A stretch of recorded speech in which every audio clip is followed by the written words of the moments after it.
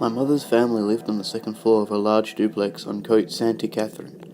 The front doors to the second floor apartments were located on the side of the buildings and faced each other from the one duplex to the other. They rarely locked the front door. Everyone knew the neighbours quite well. One morning, one of my uncles, who must have been 13 at the time, says he woke up very early. This was summertime, and although it was kind of light out, the sun hadn't risen yet, so it was practically in the middle of the night still. He was half awake in his bed, a bit groggy, and he realised what had woken him was the sound of someone creeping along in the corridor. For some reason, it didn't feel right to him. It didn't sound like someone from the family was going to the bathroom during the night. It was slower, much weirder. He called out, "Hey, who's there?" He then heard whoever was in the corridor walk back to the top of the stairs, down the stairs, out the front door.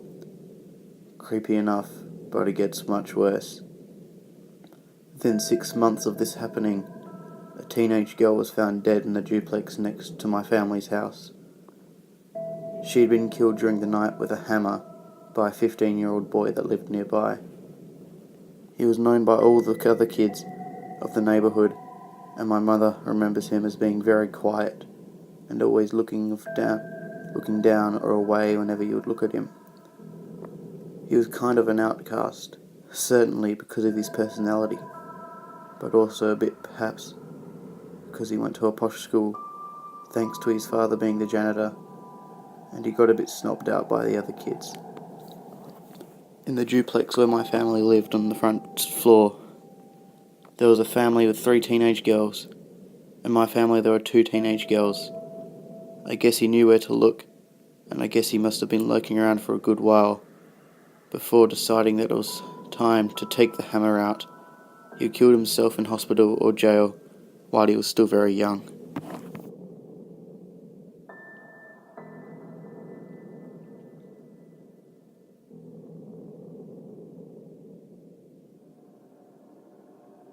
When my friend was about 11 or 12, she went to an all-inclusive resort with her family. This was one of those big places, with several pools, restaurants, kids areas, etc. Her dad bought walkie-talkies, one for her and her brother, and one for the adults. This was before cell phones were a big thing. They bought them so they could stay in touch with the kids if they wanted to do their own thing. One night, however, her parents and her brother went down to the restaurant for supper. My friend wasn't feeling well. She asked if she could stay in the hotel room and watch a movie. Her parents agreed, giving her the walkie-talkie for emergencies.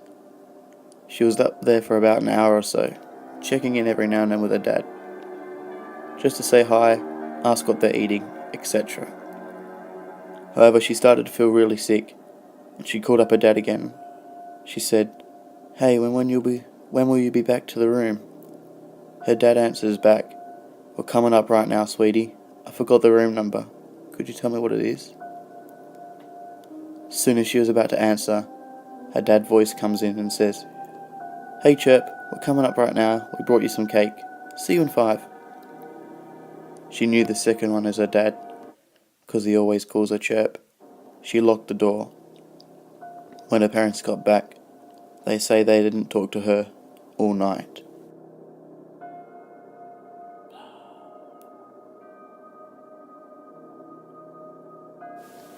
When I was little, my family had a weekend cottage in the mountains not far from Stowe, Vermont. Back then it was still, to some extent, the backcountry, and quite unspoiled. Our cottage was surrounded by woods, and there was a gravel road that formed a horseshoe, where about 7 or 8 neighbouring cottages were. Oftentimes, there was nobody in the cottages, and we were pretty much alone for miles. Needless to say, nighttime was extremely dark. One summer night, we were all sitting around on the orange shag carpeting and watching Star Trek or something, and someone knocks softly at the screen door. It's a woman wearing a house dress and looking very sweaty and out of breath. I was 7 years old and had a brother slightly older. My dad talked to her for a little while, and she explained that she needed a lift to the village. My dad, over the Good Samaritan, says, "Sure, no problem, let me get my keys." They both leave in my dad's Cutlass, leaving my mum, brother and I sitting still with the screen door open, watching TV on the warm but pitch-black summer night. Meanwhile, my father is driving this woman down to the village, a good 30 minutes each way, and he begins to talk to her and pay close attention to her. He noticed that she is barefoot and her dress is all torn and muddy. She explained that her husband lives with her in the cabin in the woods, and that they have had a huge fight. She has to run away through the woods since he intends to kill her. She lost her shoes in the woods and run through brambles and branches in her panic to escape. Now my dad is at least 30 minutes from home, and he knows that the first house a murderous guy would encounter as he chased his wife through the woods would be our cottage, where we're all still sitting around completely oblivious, with every door and window wide open.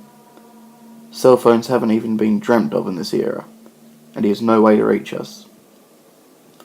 He drove the woman to some friend's house, urged her to call the cops, and motors back to the cottage, wondering if he's going to be greeted by massacred corpses. It was a different era, I guess, because it never occurred to anyone to call the cops, just in case.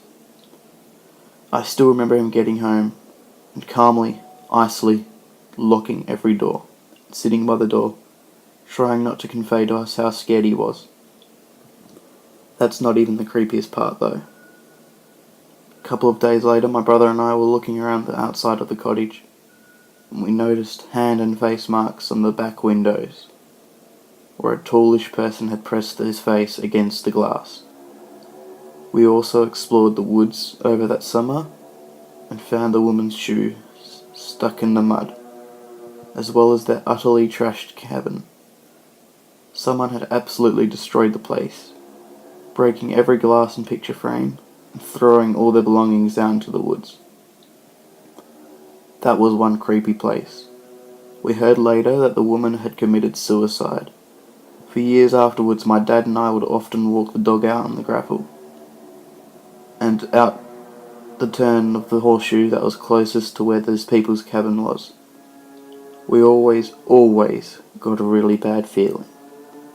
They were long gone, but the hairs would stick up on the back of my neck, and I would always feel watched and terrified. I always assumed my dad, a calm and rational guy, if there ever was one, didn't feel scared.